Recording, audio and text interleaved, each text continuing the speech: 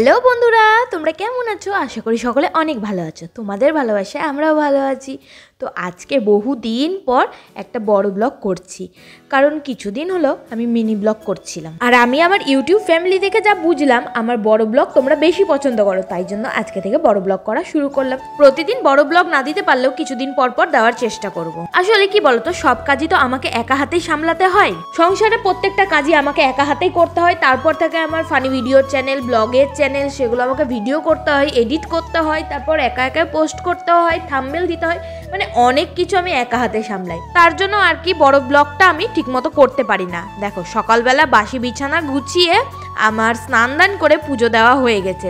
আর আজকে দেখো গোপুকে একটু সাজিয়েছি, তবে গোপুর না বাসিটা আমি খুঁজে পাচ্ছি না। ইঁদুরের এত উৎপাত ঠাকুরের এই জায়গাটাতে, এখন ইঁদুরে নিয়ে গেছে নাকি আমি বুঝতে পারছি না। সামনে আমি অনেক খুঁজেছি, পাইনি।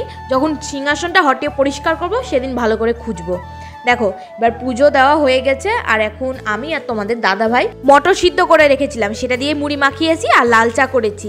কালকে রাত্রে না আমি মটরের ঘুগনি করেছিলাম পেঁয়াজ রসুন দিয়ে, কিন্তু আজকে তো সোমবার আর আমরা আজকে তো নিরামিষ খাই, তার জন্য মটর সিদ্ধটা আমি আলাদা করে হটিয়ে রেখেছি। খাওয়া দাওয়া করেই আমি এখন সবজি কাটতে বসে গেছি। বাড়ির সামনে দিয়ে ভ্যানে করে সবজি যাচ্ছিল, সেখান থেকে একটা ফুলকপি নিয়েছি, পালং শাক নিয়েছি, মূলো নিয়েছি আর ধনা পাতা নিয়েছি। মূলোর শাকটা আগে ধুয়ে নিই, তারপর কাটবো।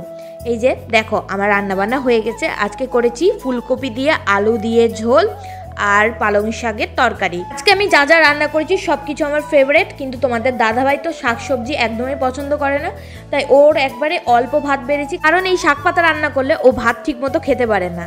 আর দেখো, পালং শাকটা না কড়াইয়ে বসিয়ে ভাত টাতগুলো বাড়ছিলাম, তো পালং শাকটা হতে একটু দেরি হয়ে গেছে।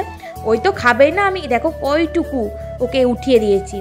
আর এই বাটির শাকটা অল্প আমি খেয়েছি, আর বাকিটা রেখে দিয়েছি রাতে রুটি দিয়ে খাবো বলে। আজকে ভিডিওটা এখানে শেষ করছি।